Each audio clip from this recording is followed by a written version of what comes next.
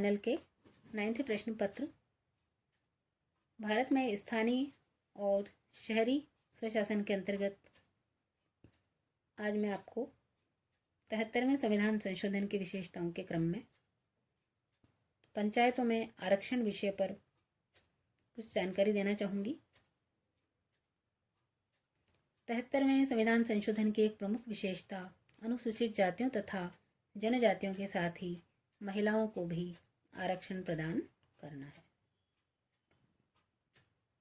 आरक्षण की व्यवस्था पंचायतों के 3 स्तरों पर की गई, जो इस प्रकार से है। इसमें पहले स्थान पर आती है अनुसूचित जातियों जनजातियों हेतु स्थानों का आरक्षण। प्रत्येक स्तर की पंचायत में अनुसूचित जातियों तथा अनुसूचित जनजातियों के लिए स्थानों के आरक्षण का प्रावधान है।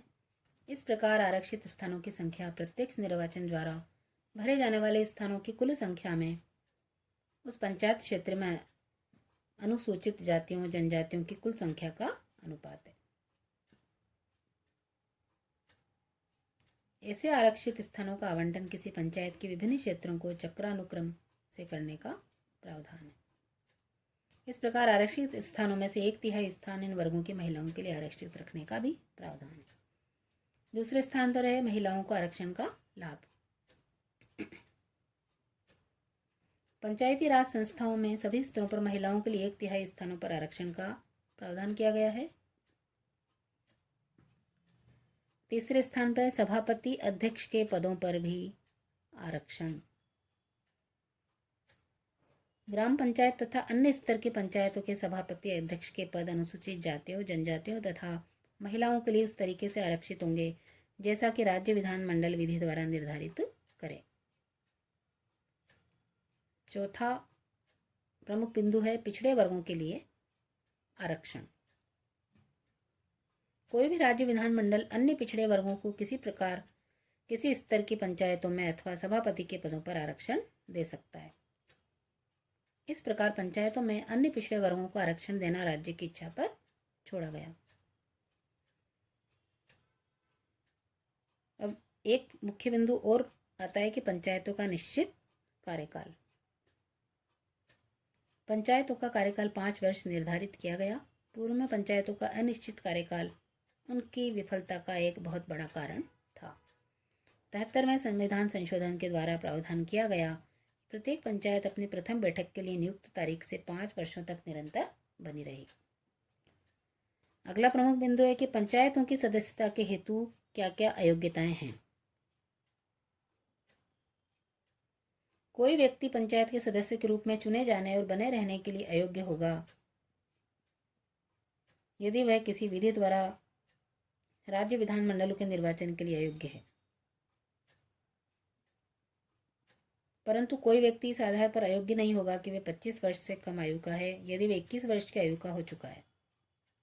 यदि कोई ऐसा प्रश्न उत्पन्न होता है कि क्या किसी पंचायत का कोई सदस्य इन अयोग्यताओं के अधीन आ गया है, तो ऐसे प्रश्नों का निर्णय ऐसे अधिकारी अथवा ऐसे तरीके द्वारा किया जाएगा जैसा कि राज्य का विधानमंडल विधि द्वारा प्रावधान करे।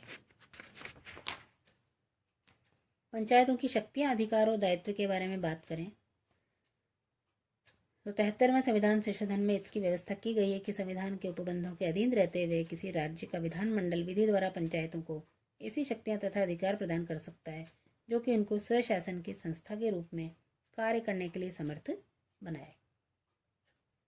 ऐसी विधि में समुचित स्तर पर पंचायतों को शक्तियां और उत्तरदायित्व सौंपने के प्रावधान किए जा सकते हैं, जिनमें आर्थिक विकास और सामाजिक न्याय हेतु योग्य योजनाओं का निर्माण करना, आर्थिक विकास और सामाजिक न्याय के कार्यक्रमों का क्रियान्वयन करना, इसमें 11वीं अनुसूची में सूचीबद्ध मामलों से संबंधित कार्यक्रमों का क्रियान्वयन भी सम्मिलित है।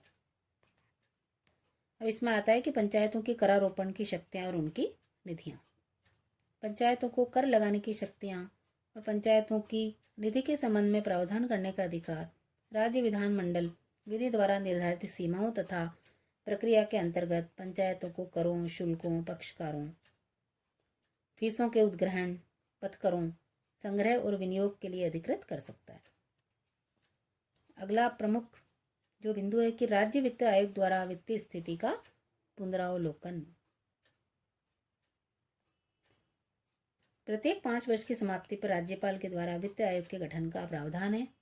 यह वित्त आयोग राज्यपाल को निम्नलिखित सुझाव देने के लिए अधिकृत है। राज्य द्वारा संग्रहित करों, शुल्कों, पथकरों और फीसों से प्राप्त आय का राज्य और पंचायतों के मध्य वितरण। ऐसे करों, शुल्कों, पथकरों तथा फीसों का निर्धारण जो कि पंचायतों को सौंपे जा सकते हैं।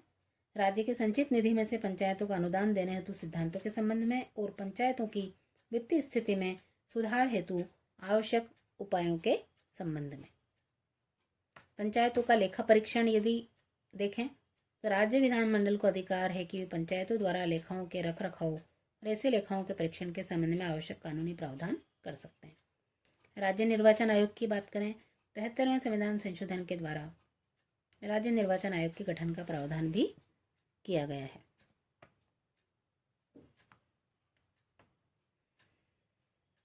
संघ राज्य क्षेत्रों पर प्रवर्तन।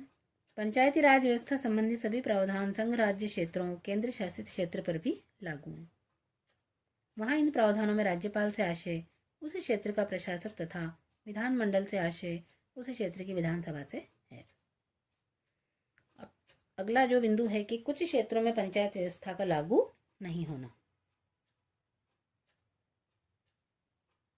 नागालैंड, मेघालय और मिजोरम राज्यों तथा मणिपुर राज्यों के पहाड़ी क्षेत्रों जहां जिला परिषद विद्यमान है तथा पश्चिम बंगाल के दार्जिलिंग जिले के पहाड़ी क्षेत्रों में जहां दार्जिलिंग गोरखा हिल परिषद विद्यमान है, इनमें 73वें संविधान संशोधन के प्रावधान लागू नहीं होते हैं।